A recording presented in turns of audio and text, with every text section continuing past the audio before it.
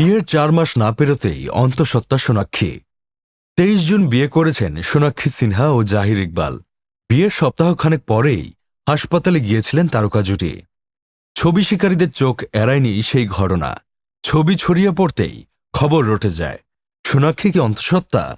তবে কিছুদিনের মধ্যেই বোঝা যায় বাবা শত্রুঘ্ন সিনহা অসুস্থ হয়ে পড়ায় হাসপাতালে তাকে দেখতে গিয়েছিলেন। মাস 4 হলো বিয়ে হয়েছে সোনাক্ষী ও জাহিরের। এবার জাহিরের ভাগ করে নেওয়া ছবি থেকে ফের জল্পনা শুরু সোনাক্ষী নাকি অন্তঃসত্ত্বা।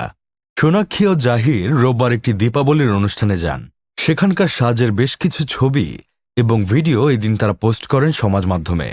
সেই ছবিতে দেখা যাচ্ছে সোনাক্ষী একটি লাল রঙের আনারকলি পরেছেন, তাতে রয়েছে ভরাট কাচের কাজ। জাহিরের পরনে ছিল নীল রঙের কুর্তা এবং সাদা পায়জামায়। কিন্তু তারা যেভাবে পোজ দিয়েছেন একত্রে, তাতেই নাকি নেট নাগরিকরা সোনাক্ষীর বেবি বাম্প দেখতে পেয়েছেন। এছাড়াও সোনাক্ষী ঢিলেঢালা আনারকলি পরেছেন বলেই সেই সন্দেহ মাথাচাড়া দিয়েছে।